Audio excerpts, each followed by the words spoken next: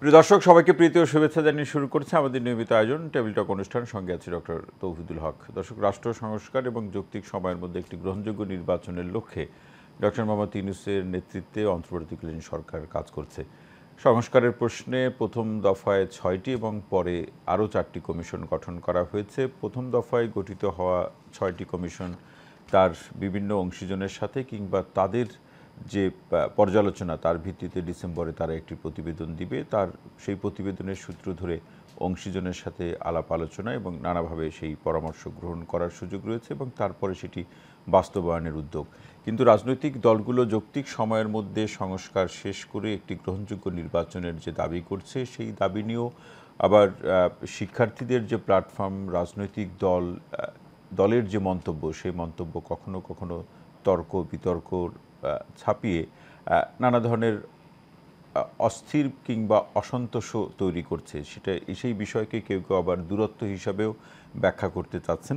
এবং আজকে ডক্টর মোহাম্মদ ইউনূসের যে বক্তব্য, যে অন্তর্বর্তীকালীন সরকারের যে মেয়াদ সেটি সংক্ষিপ্ত হওয়া উচিত, এরকম একটি বক্তব্য তিনি রেখেছেন, যেটি গণমাধ্যমে আমরা লক্ষ্য করছি। সার্বিকভাবে আজকে আমরা আলোচনাটি এটাই করতে চাই যে সংস্কার না নির্বাচন, এ নিয়ে বিতর্ক কেন? এটি আজকের আলোচনার শিরোনাম। এ বিষয়ে আলোচনা করার জন্য আমাদের সঙ্গে স্টুডিওতে উপস্থিত আছেন। আলোচনার ক্ষেত্রে তাকে পরিচয় করিয়ে দিচ্ছি, কিন্তু তাকে সবাই চিনেন এবং গণমাধ্যমে খুবই পরিচিত মুখ। এনডিএম অর্থাৎ জাতীয়তাবাদী গণতান্ত্রিক আন্দোলনের চেয়ারম্যান এবং প্রতিষ্ঠাতা ববি হাজ্জাজ, আপনাকে অনুষ্ঠানে স্বাগত জানাচ্ছি। আপনাকে অসংখ্য ধন্যবাদ ডক্টর হক। দর্শক, এটিও আপনাদেরকে জানিয়ে রাখি, আরও একজন সম্মানিত আলোচক স্টুডিওতে উপস্থিত হবেন। তিনি উপস্থিত হলে তার সাথে আপনাদেরকে পরিচয় করা এবং তার আলোচনা শুনবো। শুরুতে ববি হাজ্জাজ আসতে চাই। এই আলোচনা আমরা অসংখ্যবার করেছি বর্তমান সরকার দায়িত্ব নেওয়ার পরে, যে আসলে সংস্কার আগে না নির্বাচন আগে, কত সময়ের পরে নির্বাচন হলে সংস্কারের ফলাফল সবাই পাবে, এই প্রশ্নগুলো আছে। রাজনৈতিক দলগুলো কথা বলছে, প্রতিনিয়ত আপনি কথা বলছেন, কিন্তু এই বিতর্কের জায়গাটি সরকারের পক্ষ থেকে স্পষ্ট করা বা যাতে বিতর্ক না থাকে, কোনো সংশয় না থাকে, সেই উদ্যোগ সরকারের পক্ষ থেকে কতটুকু হয়েছে? এগেন ডক্টর হক, আপনাকে অসংখ্য ধন্যবাদ এবং আপনাকে এবং আপনার মাধ্যমে আপনার এশিয়ান টেলিভিশনের সকল দর্শককে আমার সালাম এবং শুভেচ্ছা। প্রথমে একটা জিনিস বলাটা গুরুত্বপূর্ণ যে সংস্কার এবং নির্বাচন এই দুটো একে অপরের সম্পূরক, সাংঘর্ষিক না। মানে আমাদের আলোচনাগুলো এমন আলোকে আজকাল আমি দেখছি বা বেশ কিছুদিন ধরে এমন আলোকে দেখছি যে দুটো সাংঘর্ষিক জিনিস, মানে একটা হলে আরেকটা হবে না, মানে আমি এইটা করলে ওইটা করতে পারবো না। না ভাই, দুটো sort of they go hand in hand.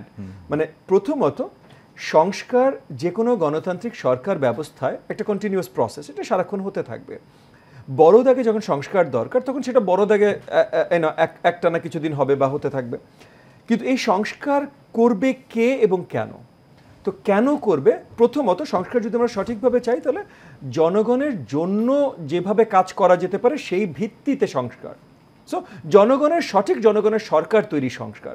তো সঠিক জনগণের সরকার তৈরির সংস্কার আমরা একটা আর্গুমেন্ট করতেই পারি যে জনগণের একটা নির্বাচিত সরকার আরো ভালো করতে পারে। এই আর্গুমেন্ট এখন আমরা করছিও না, কেউ বেঁধেও নাই এই আর্গুমেন্টে।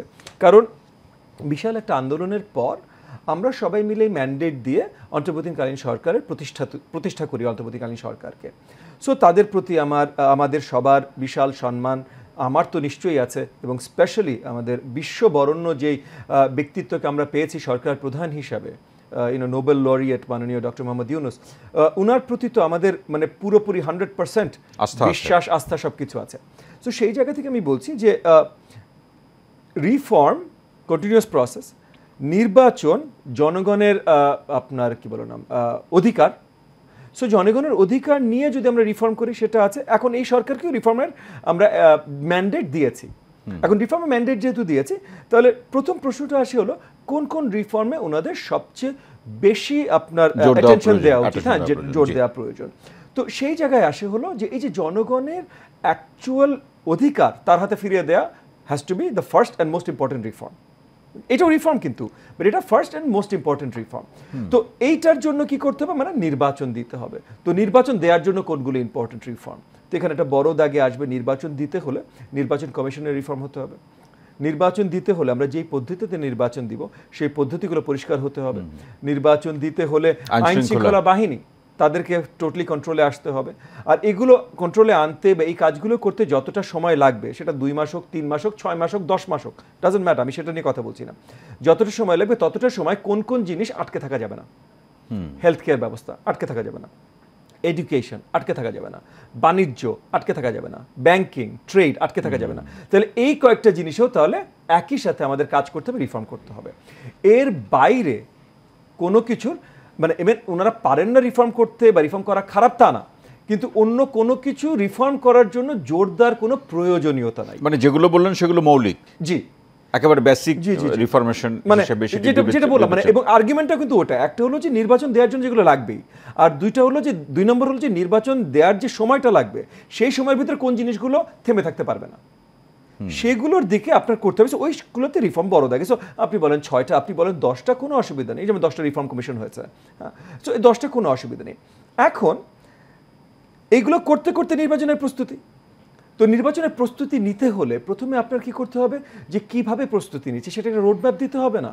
যেমন মনে করেন যে কোনো কিছুতে আজকে যদি আপনি নতুন একটা ব্যবসা খোলেন, ব্যবসা খোলার প্রথম দিন বা ব্যবসা খোলার প্ল্যান যখন শুরু করেছেন তখনই আপনার প্ল্যানের মধ্যে থাকতে হবে না ব্যবসাটা অ্যাকচুয়ালি খুলবো কবে, কবে আমি এক্সপেক্ট করছি টাকা বানাবো। তো এই যে শুরুর দিন এই জিনিসটা লাগে, তার তো একটা ম্যাপিং থাকবে, রাইট? তো আমাদের আগামীকাল 100 দিন পূর্তি হতে যাচ্ছে অন্তর্বর্তীকালীন সরকারের। আমরা এখন এই ম্যাপটা পাইনি, যে ম্যাপটা আমরা বেশিরভাগ কাজে বা বেশিরভাগ সময় প্রথম দিন আমরা এক্সপেক্ট করি, ডে 1। সেক্ষেত্রে আপনি কি মনে করছেন নির্বাচনের প্রশ্নে রাজনৈতিক দলগুলোর যে প্রস্তুতি বা তাদের যে মাঠ গঠনের প্রক্রিয়া অথবা সাংগঠনিক যে ভাবে ঘুরে দাঁড়ানো অথবা সেই ব্যবস্থাগুলোতে বিলম্ব হচ্ছে বা তারা বুঝে উঠতে পারছে না, এরকম কি কোনো ধোঁয়াশার মধ্যে রাজনৈতিক দলগুলো আছে? দেখেন, রাজনৈতিক দলগুলো তো নিশ্চিত কিছু ধোঁয়াশার মধ্যে আছে। ধোঁয়াশার মধ্যে কিভাবে আছে? যে মানে তাদের কাছে জিনিসপত্র আনক্লিয়ার। একটা আছে না, আমাদের অন্তর্বর্তীকালীন সরকার যদি পরিষ্কার করে যে এইটা হলো রোড ম্যাপ, আমরা এতগুলো এই 1 2 3 4 5 6 7 8 9 10 এই 10টা স্পেসিফিক সংস্কার করব, এছাড়া অন্য কিছু করছি, বাট নির্বাচনের জন্য এই 10টা স্পেসিফিক সংস্কার, এই 10টা স্পেসিফিক সংস্কারে আমাদের এই কাজগুলো, এই গোলগুলো মিট করতে হবে। আমরা টার্গেট করেছি এই গোলগুলো 6 মাসে মিট করব। তখন আমরাও জানি কোন দিকে কি যাচ্ছে, কোথায় কি সহযোগিতা লাগতে পারে।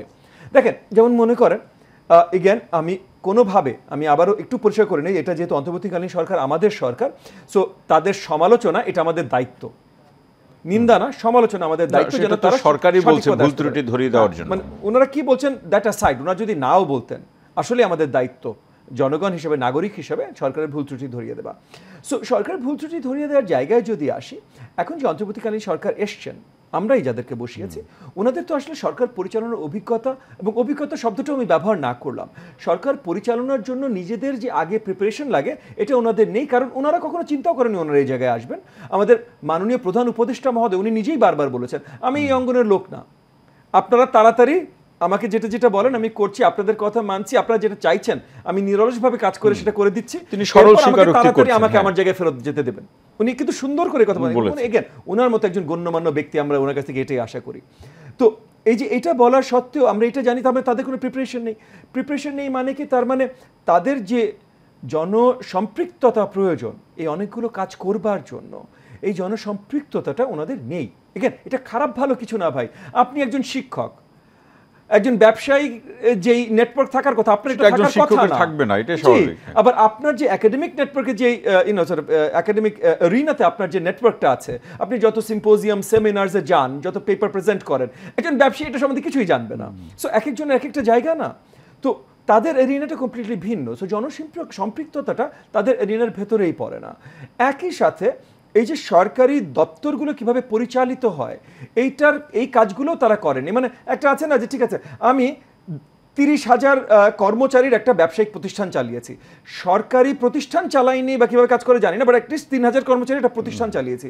কিন্তু আপনি যদি একজন একাডেমিক হন, আপনি এরকম কিছু চালাননি, মানসিকতাই পুরো ভিন্ন। সো এই জায়গাগুলো থেকে আমাদের অত্যন্ত সম্মানিত শ্রদ্ধেয় আপনার উপদেষ্টা মণ্ডলীর মেম্বাররা যারা আছেন, তারা এই জায়গাগুলো থেকে অনেক দূরে, এবং যার জন্য এখানে ওনাদের দোষ না ভাই, কিন্তু এই যে অভিজ্ঞতা, বাস্তবতা এখানে অনেকগুলো ভুল ত্রুটি হচ্ছে। ভুল ত্রুটির ভিতরে যেমন মনে করেন গতকালই একটা বড় দাগে ভুল হলো। দেখেন, আমরা যখন জুলাই আগস্ট আন্দোলনের পর আমরা সবাই এক ডাকে, মানে ইনক্লুডিং ইন্টারিম সরকারের যারা আছেন তারা সবাই, বাইরে রাজনৈতিক দল, সুশীল সমাজ, সবাই এক ডাকে কিন্তু বলেছে প্রথম দায়িত্ব ইন্টারিম সরকারের, যারা নিহত হয়েছে তাদের সম্মাননা। সম্মাননা, তারপর দ্বিতীয় যারা আহত হয়েছেন হয়েছেন। তাদের চিকিৎসা এবং ফ্যামিলির আপকিপ। তো এই দুটো কিন্তু মানে নির্বাচন অনেক পরে, মানে ফার্স্ট ছিল যারা নিহত হয়েছেন তাদের প্রতি আমাদের যে রেসপন্সিবিলিটি, সম্মান, শ্রদ্ধা, দায়িত্ব এবং পালন যারা করা। আহত হয়েছেন দ্বিতীয় হলো তাদের প্রতি আমাদের রেসপন্সিবিলিটি। তো এই দুটো রেসপন্সিবিলিটির একটাও আমরা সঠিকভাবে, এগেন এমন না যে তারা করতে চান না, করছেন, তারা অনেক খাটনি করছেন, আমরা দূর থেকেও দেখছি, কিন্তু সক্ষম হচ্ছেন না, পারছেন না। এর পিছনে কারণটা কি হতে পারে? এর পিছনে গতকালকে স্বাস্থ্য, আপনি যেটি বললেন, জি, জি, স্বাস্থ্য জি। উপদেষ্টা যে ধরনের পরিস্থিতির মুখোমুখি পড়েছেন, সেই জায়গা থেকে তো সক্ষমতার প্রশ্ন, অথবা আমরা এরকমও শুনেছি যে যাদেরকে দেশে চিকিৎসা সম্ভব না, বাইরে নিয়ে যাওয়া অথবা বাইরে থেকে চিকিৎসক নিয়ে আসা, কিন্তু যারা আহত অথবা গতকালকে এই দাবিগুলো যারা জানিয়েছেন তারা বলছে এই উদ্যোগে অনেক সময় লেগে যাচ্ছে। জি, মানে যেমন মনে করেন যে যেহেতু আমার সহকর্মী বলেন বা আমার sort of comrades in arms বলেন, মানে জুলাই আগস্টে যেহেতু আমরা সবাই রাজপথে ছিলাম, আমার সাথেও অনেকে গুলিবিদ্ধ হয়েছে, আমার সাথে অনেকে আহত হয়েছে। তো তাদেরকে বারবার করে আমি হাসপাতালেও দেখতে গেছি, ইনক্লুডিং পঙ্গু হাসপাতালে। গত 1-1.5 মাসে যাওয়া হয়নি, বাট অগস্ট, সেপ্টেম্বর, অক্টোবর পর্যন্ত কয়েকবার গেছি। তো এই সব যাওয়ার সময় আমরা যেটা বারবার করে দেখেছি যে অনেককে পার্মানেন্ট পঙ্গুত্ব স্টেজে যেতে হয়েছে, কারণ যেই অপারেশনটা হয়তো প্রথম 1 সপ্তাহ বা 2 সপ্তাহ বা 3 সপ্তাহের মধ্যে করলে হয়ে যেত, আর্থিক বা অন্য কারণে ওই অপারেশনটা সময় মতো হয়নি। তো সময় মতো না হওয়ার কারণে এমন জায়গায় পৌঁছে গেছে যে ওই হাতটা বা ওই পাটা আর রক্ষা করা যায়নি। তো উনি হয়তো পঙ্গু হতেন না, কিন্তু পঙ্গুত্ব ওনার বরণ করে নিতে হয়েছে। কেন? কারণ চিকিৎসাটা সঠিক সময় পায়নি। এইখানে আমি কিন্তু অন্তর্বর্তীকালীন সরকার বলা ভুল হবে, বাট অন্তর্বর্তীকালীন সরকারের ভেতরের যারা আছেন তাদেরও কয়েকজনের সাথে এটা প্রথম 1-2 মাস অনেকবার আলোচনা করেছিলাম যে আপনারা যদি আমাদেরকেও সহযোগিতা করতে দেন তাহলে আমরা রিচ আউট করতে পারি, বা আমরা আপনাদেরকে সহযোগিতা করতে পারি বাংলাদেশের ব্যবসায়ী সমাজের কাছে রিচ আউট করা। যে বাংলাদেশের ব্যবসায়ী সমাজ, একটা কোম্পানি, তারা দায়িত্ব নেবেন, দায়িত্ব নেয় না গুলশানের রাস্তা পরিষ্কার রাখবে, একটা কোম্পানি দায়িত্ব নিয়ে নেয়। সো ওরকম এই কোম্পানিগুলো দায়িত্ব নেবে 5 জন, 10 জন, 15 জন যারা জুলাই আগস্টের বীর আহত যারা আছেন তাদের চিকিৎসার জন্য, এবং এই কোম্পানিগুলোর কাছে এবং এই চিকিৎসার জন্য একটা নেটওয়ার্ক তৈরি করা। জি, এটা এবং এটা খুব, মানে মনে করেন যেটা আমি যে জায়গা থেকে বলেছিলাম, কারণ এগেন আমাদের মানে সামাজিক নেটওয়ার্কও তো আছে, সামাজিক নেটওয়ার্কের ভিতরেও 100-150 বড় বড় ব্যবসায়ীজনরা পড়েন। হ্যাঁ, সো আমরা জানি যে এই জিনিসটা যদি তাদেরকে অফার করা হয়,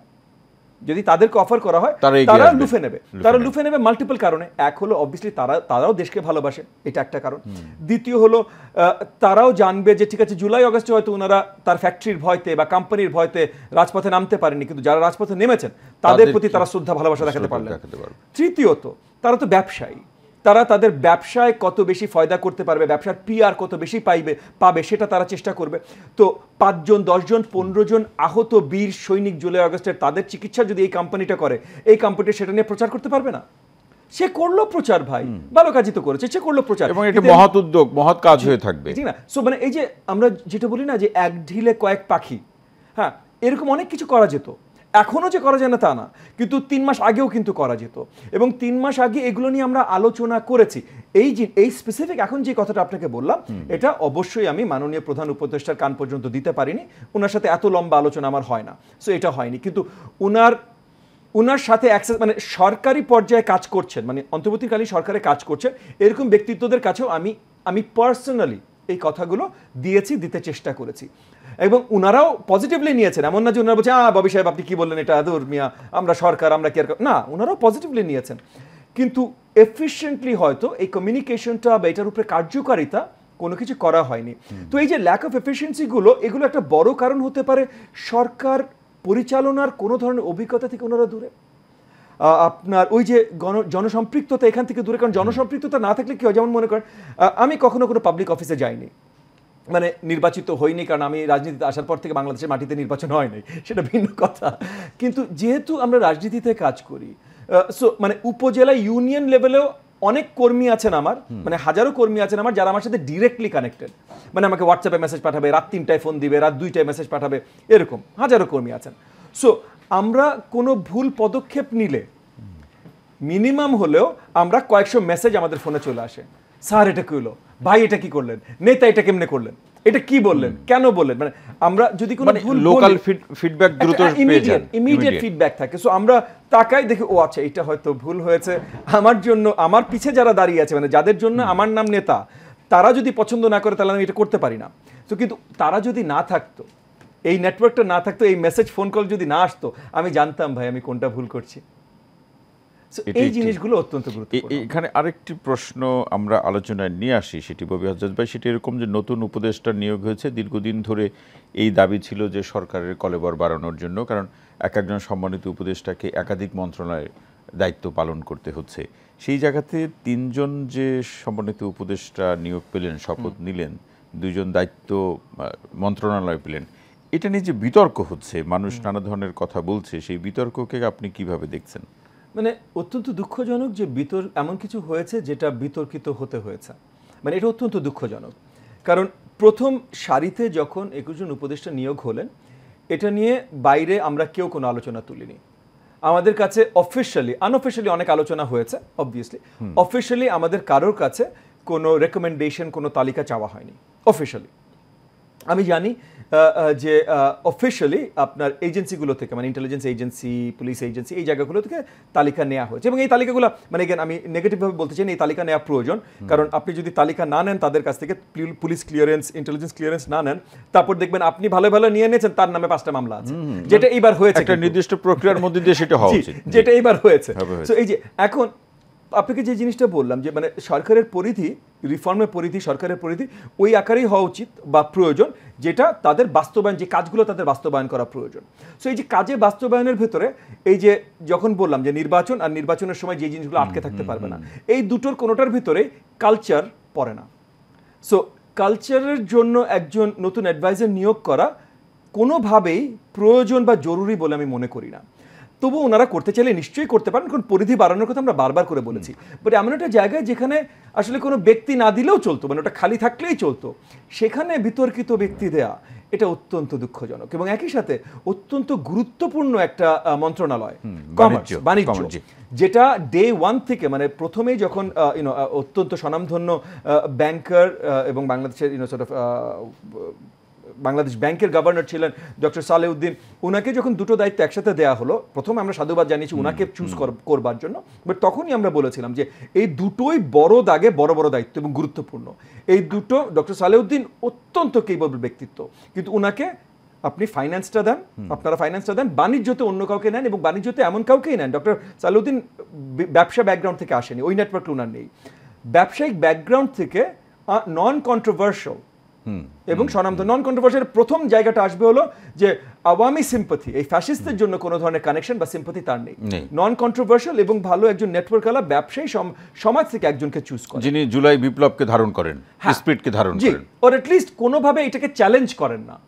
মানে অনেক সময় আমরা হয়তো দূর থেকে বুঝতে পারবো না কি অ্যাকচুয়ালি ধারণ করেন বা না করেন, কিন্তু যদি পরিষ্কার কোনো তথ্য থাকে, এভিডেন্স থাকে যে না এটার বিপরীতে কিছু আছে, সেটা কন্ট্রোভার্সিয়াল বা মুশকিল আপনাদের কথা আছে। জি, এবং সেইখানে আমাদের এই কারেন্ট বাণিজ্য উপদেষ্টাকে নিয়ে প্রশ্ন উঠেছে। জি, ববি হজ্জাজ, অসংখ্য ধন্যবাদ। আরও আলোচনা শুনবো। দর্শক, আমাদের সাথে স্টুডিওতে আরও একজন সম্মানিত আলোচক উপস্থিত হয়েছেন। আমাদের সঙ্গে উপস্থিত আছেন বিএনপির জাতীয় নির্বাহী কমিটির সহ সম্পাদক মোস্তাফিজুর রহমান বাবুল। আপনাকে অনুষ্ঠানে স্বাগত জানাচ্ছি। যে আলোচনাটি আমরা করছিলাম, আমরা ববি হজ্জাজ ভাইয়ের কথা শুনছিলাম যে সংস্কার, নির্বাচন, এই বিষয়গুলো নিয়ে যে আলোচনা পর্যালোচনা হচ্ছে, সেক্ষেত্রে বিএনপি যৌক্তিক সময়ের মধ্যে নির্বাচন চায়, কখনো বলছে দ্রুত সময়ের মধ্যে নির্বাচন চায়। এখন সংস্কার এবং নির্বাচনের প্রসঙ্গে বিএনপিকে একটি জায়গায় স্থির হতে পেরেছে কিনা?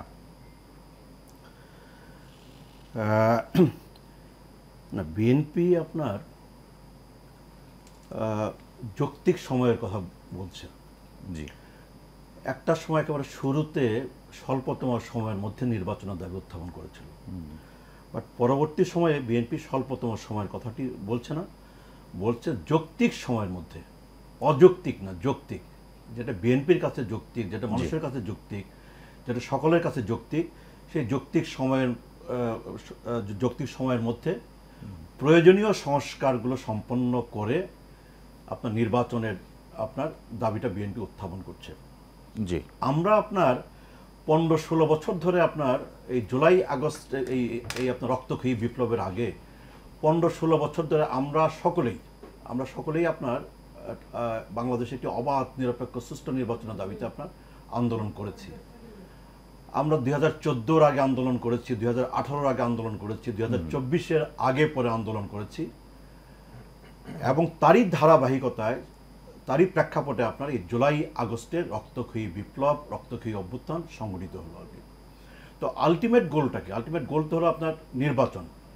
আলটিমেট গোল হচ্ছে আপনার জনগণের নির্বাচিত প্রতিনিধিদের কাছে আপনার ক্ষমতা ফিরিয়ে দেওয়া। কিন্তু শিক্ষার্থীদের যে প্ল্যাটফর্ম রয়েছে, বৈষম্য বিরোধী ছাত্র আন্দোলনের যে প্ল্যাটফর্ম, জাতীয় নাগরিক কমিটির যে প্ল্যাটফর্ম, তাদের কারো কারো বক্তব্য হচ্ছে যে নির্বাচন দেওয়ার জন্য, অল্প সময়ের মধ্যে নির্বাচন দেওয়ার জন্য এই বিপ্লব বা গণঅভ্যুত্থান হয়নি। তারা আগে প্রাতিষ্ঠানিক যে সংস্কার, মৌলিক সংস্কারগুলো শেষ করার পরই নির্বাচনের বিষয়টি নিয়ে ভাবতে চায়। এখন সেই প্রসঙ্গে বিএনপি নতুন করে কিছু বলবে কিনা বা ভাববে কিনা? না, সংস্কারের বিষয় তো আমরা নাকচ করছি না। আমরা তো বারবারই বলছি যে আপনার প্রয়োজনীয় সংস্কারগুলো আপনার শেষ করে, সম্পন্ন করে, আপনার অবাধ নিরপেক্ষ নির্বাচন অনুষ্ঠানের পরিবেশ আপনার সৃষ্টি করে, সেই নির্বাচনের ব্যবস্থা করে জনগণের প্রতিনিধিদের কাছে ক্ষমতা ফিরিয়ে দেওয়া, ক্ষমতা হস্তান্তর করা, এটা আমরা বলছি আর কি। যেমন সংস্কারের জন্য আপনার কতদিন দরকার? আমরা বলছি, সর্বশেষ আমরা এও বলছি যে একটা রোড ম্যাপ আমরা চাই, সংস্কারের জন্য একটা রোড ম্যাপ চাই, নির্বাচনের জন্য একটা রোড ম্যাপ চাই, যে আপনার কতদিন লাগবে, কোন কোন ক্ষেত্রে আপনি সংস্কার করতে চান, আপনার সেই সংস্কারের জন্য আপনার কতদিন সময় লাগবে, আপনার নির্বাচনটা আপনি কখন করতে চান। তার জন্য আমরা আমাদের সকলের সামনে, কেবল আমাদের দলের সামনে না, রাজনৈতিক দলগুলোর সামনে না, দেশবাসীর সামনে আমরা আপনার একটা রোড ম্যাপ, একটা পরিষ্কার স্বচ্ছ ধারণা, এই যে প্রশ্ন বা সরকারের কাছে যে বাবুল ভাই যে প্রত্যাশা, সেটি সংস্কারের জন্য রোডম্যাপ, কিংবা সংস্কারের জন্য রোডম্যাপ তো আমরা কিছু কমিশন গঠন করেছে, কমিশনগুলো কাজ করছে, নির্বাচনের প্রশ্নে রোডম্যাপ, এই বিষয়গুলো নিয়ে সরকারের কাছে যে আপনাদের প্রত্যাশা এবং সরকারের পক্ষ থেকে এক্ষেত্রে যে বক্তব্য অথবা সরকারের যে জবাব, সেখান থেকে আপনারা কি স্পষ্ট হতে পারছেন? আমরা এখনো স্পষ্ট হতে পারছি না, এবং এই জায়গাটাতে আমরা স্পষ্ট হতে চাই। আমরা না, আমার ধারণা দেশবাসীও স্পষ্ট হতে চায় যে এই সরকার কবে নাগাদ সংস্কারের কাজটা শেষ করবে, এই সরকার কবে নাগাদ একটা অবাধ নিরপেক্ষ সুষ্ঠু নির্বাচন অনুষ্ঠানের ব্যবস্থা করবে, এইটা আমরা এবং দেশবাসী এটা স্পষ্ট হতে চায়।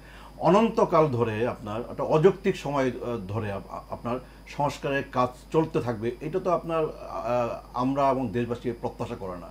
এবং দেশবাসী তো অনন্তকাল ধরে তো আপনার নির্বাচনের জন্য অপেক্ষা করতেও রাজি না, তাই না? আমরা আপনার 15-16 বছরে আমাদের আন্দোলন বলেন, আর আপনার জুলাই আগস্ট মাসের আপনার এই রক্তক্ষয়ী অভ্যুত্থান বলেন, বিপ্লব বলেন, এই নতুন বাংলাদেশের যাত্রা আপনি বলেন, আপনার এই সব কিছুর পেছনে কিন্তু আপনার আমাদের দেশবাসীর, আমাদের জনগণের কিন্তু একটা গণতান্ত্রিক আকাঙ্ক্ষা, এটি গণতান্ত্রিক নির্বাচনের আকাঙ্ক্ষা, একটি গণতান্ত্রিক সরকারের আকাঙ্ক্ষা, এটি গণতান্ত্রিক একটা রাষ্ট্রের আকাঙ্ক্ষা। সেই আকাঙ্ক্ষাটাকে কিন্তু আপনাকে বিবেচনায় নিতে হবে, আমলে নিতে হবে আপনার। আর সেই আকাঙ্ক্ষাটাকে যদি বিবেচনায় না নেন, আমলে না নিয়ে যদি আপনার সংস্কারের কথা বলে আপনি একটা অনির্দিষ্টকাল ধরে আপনি যদি আপনার একটা অবাধ নিরপেক্ষ নির্বাচন অনুষ্ঠানের বিষয়টি যদি ঝুলিয়ে রাখেন, সেটি কিন্তু আপনার রাজনৈতিক দল হিসেবে আমরা এবং দেশবাসী সেটা আপনার মেনে নেবেন, গ্রহণ করবেন না। মোস্তাফিজুর বাবুল ভাই, অসংখ্য ধন্যবাদ। আরও আলোচনা শুনবো। ববি আজাদ ভাই, বিরতিতে যাচ্ছি, প্রশ্নটা আমি রেখে যাচ্ছি। সরকারের মধ্য থেকে কোনো সম্মানীয় উপদেষ্টা এখনও বলছেন যে দেশের প্রশ্নে, সরকারের প্রশ্নে ষড়যন্ত্র হচ্ছে। আপনার কাছে নির্দিষ্ট প্রশ্ন হলো যে আসলে সেই ষড়যন্ত্রর ধরন কেমন, বা ষড়যন্ত্র কারাই বা করছে, রাজনৈতিক দল হিসাবে আপনারা কি বুঝতে পারছেন, বা সেই ক্ষেত্রে আপনাদের ব্যাখ্যাটা কি, বা কীভাবে এই ষড়যন্ত্র মোকাবেলা করা যায়, এই প্রশ্নটি রেখে গেলাম। বিরতি থেকে ফিরে এসে শুনবো। প্রিয় দর্শক, আপনারা দেখছেন আমাদের নিয়মিত আয়োজন টেবিল টক। ছোট্ট বিরতি শেষে আবারও ফিরছি, সঙ্গেই থাকুন।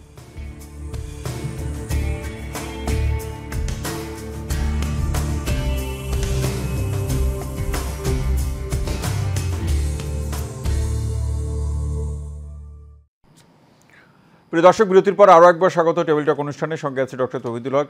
সংস্কার না নির্বাচন, বিতর্ক কেন, যে প্রশ্নটি ববি আজাদ ভাই আপনার কাছে রেখে যাওয়া, যে আসলে সরকার এখনও বলছে দেশে বিদেশে সরকারের বিরুদ্ধে বা দেশের বিরুদ্ধে ষড়যন্ত্র হচ্ছে, এই ষড়যন্ত্র কেমন, মোকাবেলার উপায় কি? দেখেন, ষড়যন্ত্র আসলে কিন্তু প্রতিনিয়ত হচ্ছে। মানে আমরা ফ্যাসিবাদদের সরকার থেকে নামাতে সক্ষম হয়েছি, তাদের পতন ঘটেছে, তাদের মূল নেত্রী দেশ থেকে পলাতক, মূল নেত্রীর আশেপাশের আরও 200, 400, 500 জন নেতা দেশ থেকে পলাতক। কিন্তু দেশ থেকে পলাতক, কিন্তু তারা কিন্তু মানে আইনের আপনার আয়তায় আসেনি। সো দেশ থেকে পলাতক হবার পর গত 15.5 বছরে তারা যতটা লুট করেছে, তারা যত অন্যায় করেছে, বিদেশের মাটিতে যত টাকা পাচার করেছে, এবং একটা হিসাব আছে প্রত্যেক বছর যে ট্রান্সপারেন্সি আপনার ডক্টর ইফতাকুরুজ্জামানি কিছুদিন আগে মানে টিআইবি থেকে বা উনি বোধহয় কমিশন থেকে, আমি ঠিক শিওর না, কারণ ইসে commission, anti corruption commission, reform কমিশনের তো দায়িত্বে উনি কিছু মন্তব্য করেছেন, বাট এনিওয়ে বলেছেন যে প্রতি বছর অন অ্যাভারেজ 12 থেকে 15 বিলিয়ন ডলার পাচার হয়েছে আমাদের দেশ থেকে। তো এই যে এত টাকা, তো এর বেশিরভাগ তো তাদের কাছে, তারা বাইরে থেকে তাদের কোনো ধরনের রিটার্ন বা রিভেঞ্জ বা এগুলোর চেষ্টা করবেন না, এটা বিশ্বাসযোগ্য নয়। একই সাথে তারা যেহেতু আমাদের প্রতিবেশী দেশের সাথে খুব ঘনিষ্ঠ ছিলেন, এবং এখনো প্রতিবেশী দেশ তাদেরকে কোনো ধরনের সহযোগিতা দিচ্ছে না তাও না, এবং প্রতিবেশী দেশের মিডিয়া, মানে ইলেকট্রনিক মিডিয়া বলেন, সোশ্যাল মিডিয়া বলেন, তারাও কিন্তু খুব ঢালাওভাবে আমাদের দেশের কোনো মিডিয়া খুব একেবারে ন্যাক্কারজনকভাবে সবচেয়ে বেশি ছড়ানো যেগুলো সেগুলোই করছে, ন্যাশনাল লেভেলে যেগুলো আর কি। হ্যাঁ, তারা খুব নেক্কারজনকভাবে মিথ্যা প্রোপাগান্ডা বা প্রচারণা করছে আমাদের দেশ সম্বন্ধে, এবং এইটা তারা শুধু তাদের দেশের মাটিতেই করছে না, কিন্তু পুরো ওয়েস্টার্ন ওয়ার্ল্ডের কাছে করছে, এবং এমন লেভেলে করছে যেখানে আমরা ওয়েস্টার্ন ইউরোপ বা আমেরিকান মিডিয়াতেও কিছু চিত্র এটার তুলে ধরা দেখেছি, যেখানে তো এই জায়গাগুলো ষড়যন্ত্র মানে চলছে, এটা থামছে না। কিন্তু এখন ষড়যন্ত্র অ্যাবসলিউটলি আমরা শেষ করে দিতে পারবো এদের সবাইকে আইনের আয়তায় না আনা পর্যন্ত, এটাও সত্যি না। তবে এখন যে তীব্রতার সাথে ষড়যন্ত্র চলছে এই সরকারের বিরুদ্ধে, দেশের বিরুদ্ধে, আমাদের সবার বিরুদ্ধে যে তীব্রতার সাথে চলছে, এইটা কমাবার একটা ভালো উপায় হলো সরকারের স্টেবিলিটি নিয়ে আসা, সরকারকে আরো শক্তিশালী করা। এখন সরকারকে শক্তিশালী করার দুইটা উপায়। একটা উপায় হলো যে অন্তর্বর্তীকালীন সরকার তারা অন্য সব স্টেক হোল্ডারদেরকে তাদের সাথে নেবেন, যেন অন্য সব স্টেক হোল্ডাররা সহযোগিতা করবেন তাদেরকে তাদের শক্তি আরো বৃদ্ধি করবার, এবং একই সাথে প্রসেসটা হতে হবে যে সামনে নির্বাচিত সরকারের হাতে ক্ষমতা তুলে দেয়া, কারণ নির্বাচিত সরকার automatically by dint of being elected তারা অনেক শক্তিশালী সরকার। মানে রাজনৈতিক দলগুলোর মধ্যে এই আস্থার পরিবেশ আনতে হবে। জি, রাজনৈতিক দলকে আস্থায় নিতে হবে। মানে রাজনৈতিক দলরা কিন্তু অন্তর্বর্তীকালীন সরকারের প্রতি পুরো আস্থা রেখেছে, এবং পুরো আস্থা রেখে এখনো শুধু রোডম্যাপ চাইছে। 100 দিন হয়ে গেছে, যেটা প্রথম দিন দেওয়ার কথা, 100 দিন পরও এই রোডম্যাপটাই চাইছে, আর কোনো কথা বলছে না। কিন্তু যদিও এইটাকে নিয়েও আলোচনাটা খুব নেতিবাচক হচ্ছে, যে এই রাজনৈতিক দলগুলো এত লোভী কেন, তারা শুধু নির্বাচন চায়। ভাই, নির্বাচন চায়, ক্ষমতা চায় না। কিন্তু নির্বাচন চায়, আপনি পয়েন্টটা বুঝেছেন? মানে হাসিনা ক্ষমতা চাইতো, রাজনৈতিক দলগুলো আজকে কি চায়? নির্বাচন চায়। নির্বাচন মানে কি? যেন জনগণের হাতে ক্ষমতাটা ফিরে যায়, ভোটাধিকার চায়। এবং সেটা হলে যেই মুহূর্তে সেটা হবে, তখন সরকার পরিচালনার দায়িত্ব, ক্ষমতা না, তখন সরকার পরিচালনার দায়িত্ব জনগণের যে পছন্দ তার হাতে আসবে। সো এইটা হলো প্রসেস। তো এই প্রসেসটাতে আমার বিজ্ঞ সহলোচক যে কথাটা বলেছে যে যৌক্তিক সময়, এবং এটাও দেখেন তাদের দল থেকে বা আমরাও যৌক্তিক সময়ের মতোই কথা বলছি। এই কথাটাও কিন্তু আসলে যে আমরা তাদের উপরে প্রেশার দিচ্ছি না, তাদের উপরে ছেড়ে দিচ্ছি, আপনি যুক্তিটা বলেন। আমরা শুধু যৌক্তিকতা দেখতে চাই, আপনি শুধু যুক্তিটা বলেন যে ভাই আমার যুক্তি এইটা, এই কারণে 10 মাস লাগবে, এই যুক্তিটা শুধু বলেন। কিন্তু আমরা বারবার যে রিটার্ন যে আওয়াজটা শুনছি হলো যুক্তি কেন দিতে হবে। আরে মানে সরকার মানেই তো অ্যাকাউন্টেবল, সেটা যেই সরকারই হোক। আজকে আমেরিকায় বাইডেন সরকার অ্যাকাউন্টেবল, জানুয়ারি মাস থেকে ট্রাম্প সরকার হবে অ্যাকাউন্টেবল। একইভাবে আমাদের অন্তর্বর্তীকালীন সরকারও অ্যাকাউন্টেবল, অ্যাকাউন্টেবিলিটির বাইরে কেউ যেতে পারে না। কি করতে চান সেটা তো জনগণের সামনে উপস্থাপন করবেন। এক্স্যাক্টলি। এবং আমরা কি স্টেক হোল্ডার না?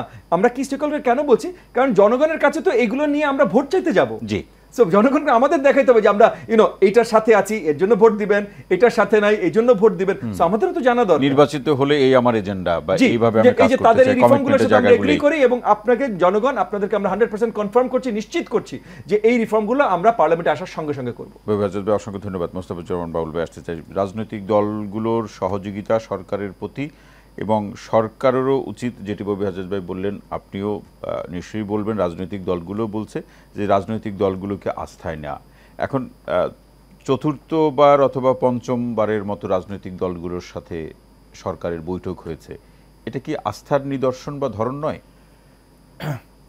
না, সরকার বনাম রাজনৈতিক দল, এই প্রশ্ন কিন্তু আমাদের সামনে কখনোই তৈরি হয় নাই।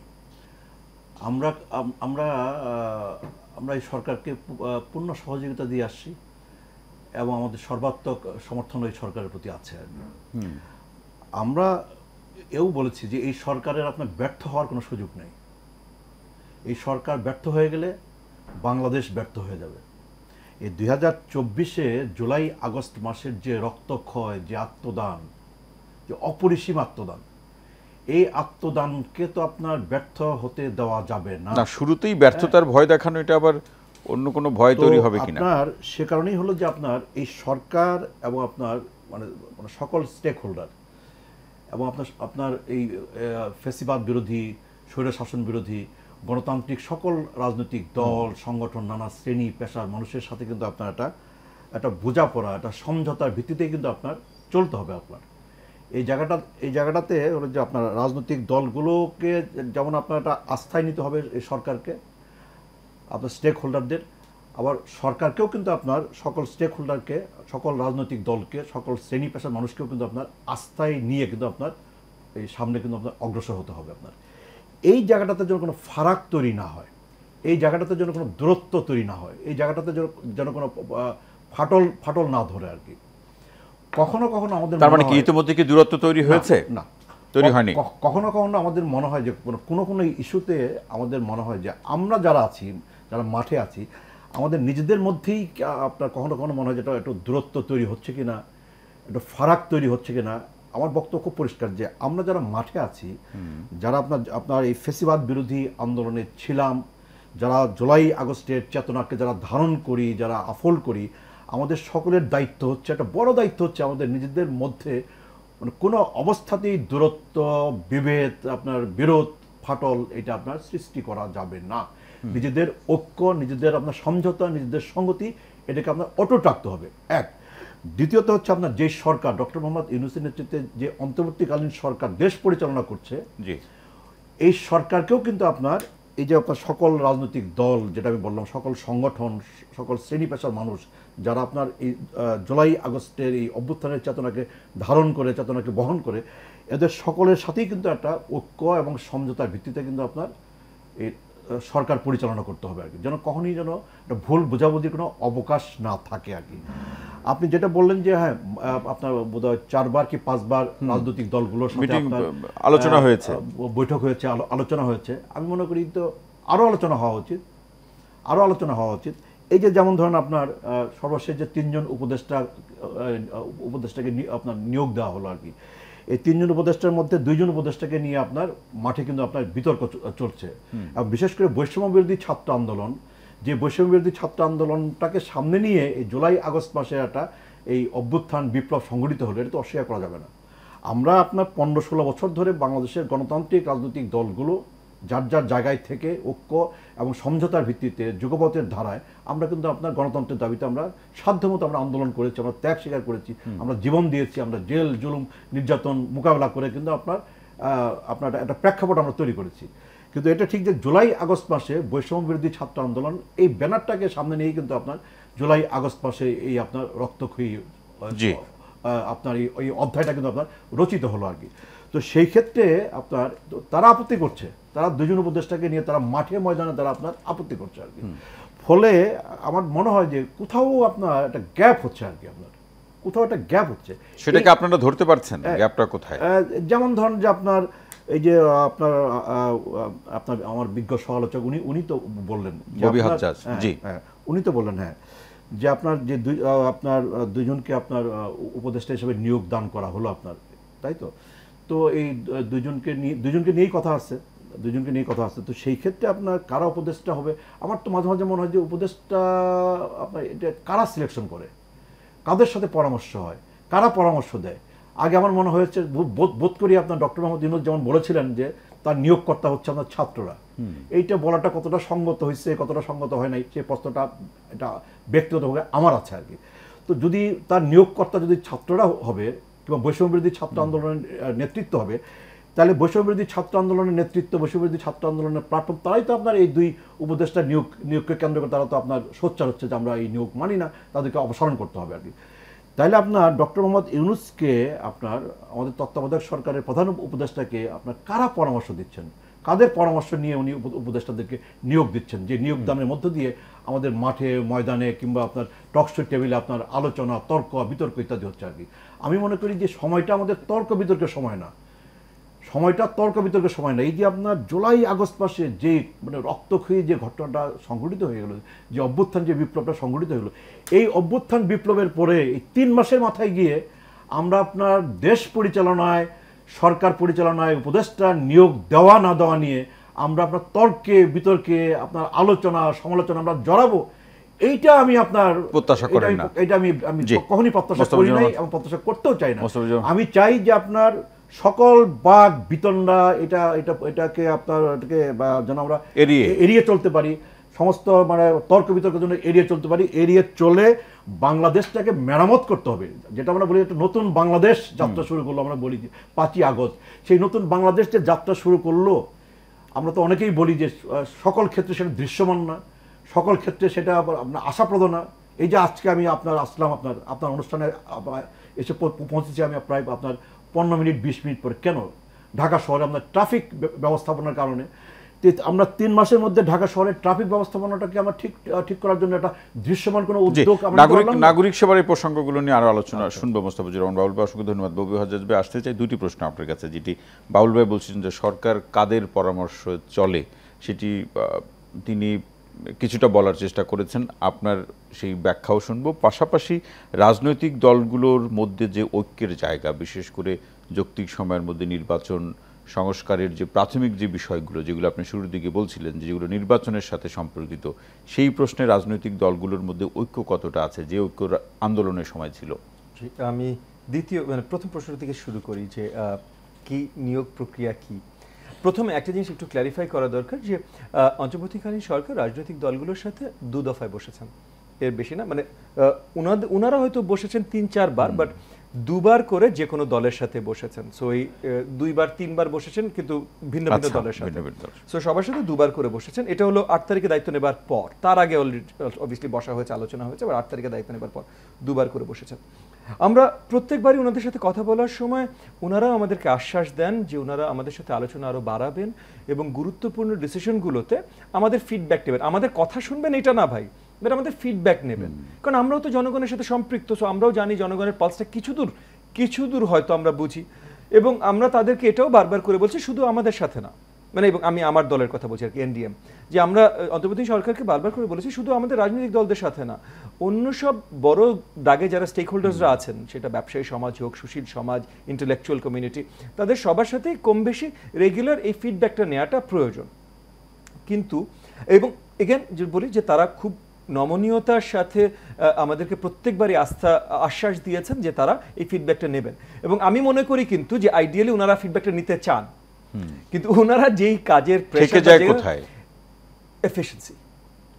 এফিশিয়েন্সি, যে একটা মন্ত্রণালয় চালানো যে কতখানি মুশকিল, এইটা যারা ওই জায়গায় বসেননি তাদের জন্য কল্পনা করা খুবই মুশকিল। মানে আমি নিজে মন্ত্রণালয় চালাইনি, সো এটা আমি বলছি না, বাট আমি দেখেছি খুব কাছের থেকে যারা চালিয়েছেন রাজনীতিবিদ হিসেবে, তাদের সাথে কাজ করতে গিয়ে দেখেছি, এবং এটা এত চারটিখানি কথা না, এত সহজ নয়। তো এই যে এত কিছুর ভেতরে ওনারা হয়তো হিমশিম খাচ্ছেন, এবং ওনারা হয়তো সব এন্ডসগুলো মিট করাতে পারছেন না। সো কার কথা শুনছেন এটা অত্যন্ত মুশকিল, কারণ এই যেটা যদি ছাত্রদের কথাও শুনতেন, নট যে আমি বলছি ছাত্রদের কথা এককভাবে শোনা উচিত, তারা সাহসী, তারা বিশাল একটা অ্যাচিভমেন্ট তাদের জুলাই আগস্ট এবং তার আগেও বাংলাদেশের ইতিহাসে অনেক অ্যাচিভমেন্ট ছাত্রদের বা তরুণদের, কিন্তু তাদের অনভিজ্ঞতা, তাদের ইনএক্সপিরিয়েন্স একটা বড় দাগে তাদের পরিচয়। সো সব কথা তাদের মতো করে শুনতে গেলে আবার খুব মুশকিল হয়ে যাবে। কিন্তু এই যে নিয়োগের বিষয়, এখানে আমরা যা এখন পরিষ্কার দেখছি যে ছাত্রদের কথাও শোনা হয়নি। সো এখানে এই সাজেশনগুলো এসছে কোথেকে? আমি গণমাধ্যমে অনেকের কাছে এই কথাগুলো বলতে শুনেছি যে চিরকুট পাঠানো হয় বা এই ধরনের। এখন আমার বড় দাগে প্রশ্ন হলো, ভাই চিরকুট কারা পাঠাচ্ছে? কারণ রাজনৈতিক দল সবার সাথে তো আমাদের পরিচয় আছে, আমরা সবাই বন্ধু প্রতিম। সো আমরা কেউ পাঠাচ্ছি না। ব্যবসায়ী সমাজের সাথে যে একেবারে পরিচয় নেই তাও না, তাদের সাথেও কথা বলি, তারা এমনি বহুত দুশ্চিন্তায়, তারা চিরকুট পাঠানোর তাদের সময় নাই। তাহলে চিরকুট পাঠাচ্ছে কি, এটা আসলে জানতে চাই। তবে এই যে এই ডিসিশনগুলো যদি ওনারা আরেকটু আলোচনার মাধ্যমে নিত, ওনারাই ডিসাইড করবেন, কিন্তু একটু ফিডব্যাক নিয়ে, যে পরে কোনটা ভালো হতে পারে না খারাপ না হতে পারে, তাহলে ওনাদের নির্ণয় করতে অনেক সুবিধা হতো। আপনি রাজনৈতিক দলগুলোর কথা বলেছেন, এই দ্বিতীয় প্রশ্নের আলোচনা বিরতি থেকে ফিরে এসে শুনবো যে রাজনৈতিক দলগুলোর মধ্যে ঐক্য কতটা আছে, যে ঐক্য আন্দোলনের সময় ছিল। এই প্রশ্নের আলোচনা বিরতি থেকে ফিরে এসে শুনছি। প্রিয় দর্শক, আপনারা দেখছেন আমাদের নিয়মিত আয়োজন টেবিল টক অনুষ্ঠান। ছোট্ট বিরতি শেষে আবারও ফিরছি, সঙ্গেই থাকুন।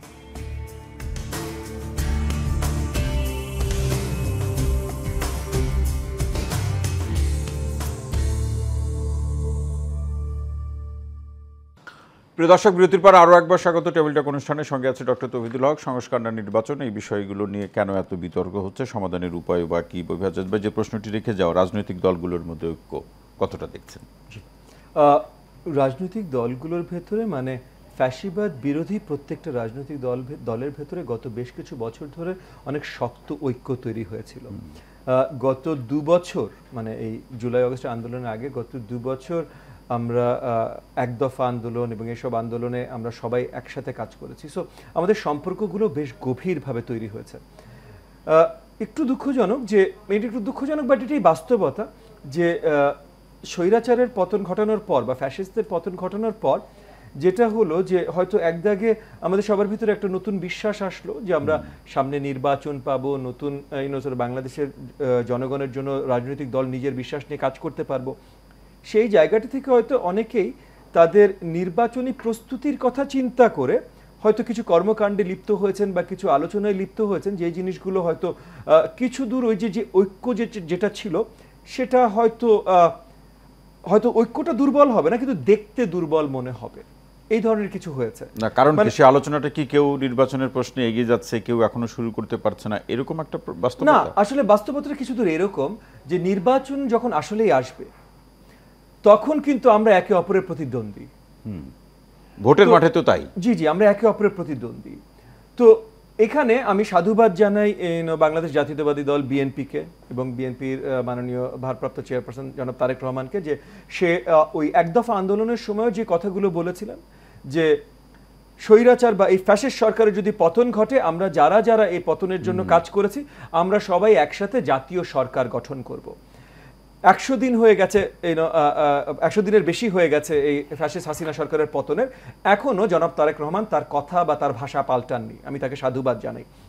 হ্যাভিং সেড দ্যাট, রাজনৈতিক দলগুলোর ভিতরে তার চিন্তা থাকেই যে যদি আমরা কোয়ালিশন করি নির্বাচনে তাহলে হয়তো আমরা পার্টনার হতে পারি, কারণ জাতীয় সরকার আসলে মানেটা হয়তো সবার কাছে এখনো পরিষ্কার না, এবং আমরা কেউ একে অপরের জন্য পরিষ্কার করিও নি, আমরাও কাউকে জিজ্ঞেস করিনি, কেউ আমাকেও জিজ্ঞেস করেনি, সো আমরা পরিষ্কার করতে পারিনি যে হলে তার ধরনটা কেমন হবে, কারা থাকবে, কিভাবে হবে। সো তাহলে প্রতিদ্বন্দ্বিতার জায়গা থেকে অনেকগুলো দলই হয়তো চিন্তা করতে পারে যে না, এখন তো ফ্যাসিস্ট শেষ, এখন আমরা আমাদের দল গোছানো, আমাদের দলের জন্য ভোট গোছানো, এবং আমার দলের কাছে যদি উনার দলের থেকে ভোট নিতে হয় তাহলে আমি সারাক্ষণ উনার গুণ গিয়ে তো আমি ভোট নিতে পারবো না।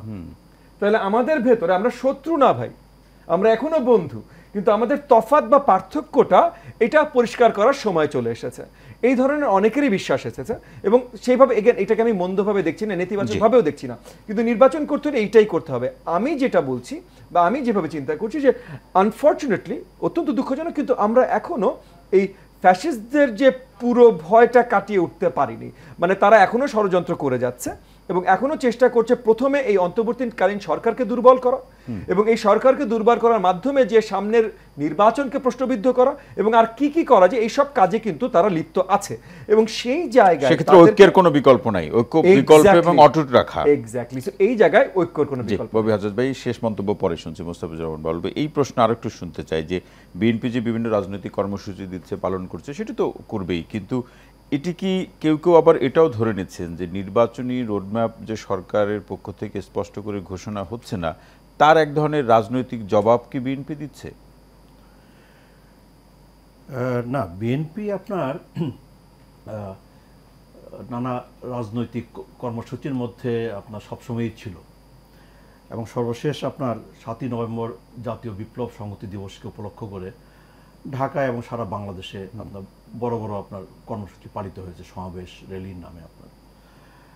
আর নির্বাচনের যে প্রস্তুতি আপনার রাজনৈতিক দল হিসেবে বিএনপি কেবল না, আপনার সকল রাজনৈতিক দলই কিন্তু আপনার সারা বছর ধরেই কিন্তু আপনার নির্বাচনের প্রস্তুতি গ্রহণ করে আর কি, এবং প্রতিদিনই একটা নির্বাচনের প্রস্তুতি কিন্তু চলতে থাকে আপনার সকল পরিস্থিতির মধ্যেও আর কি।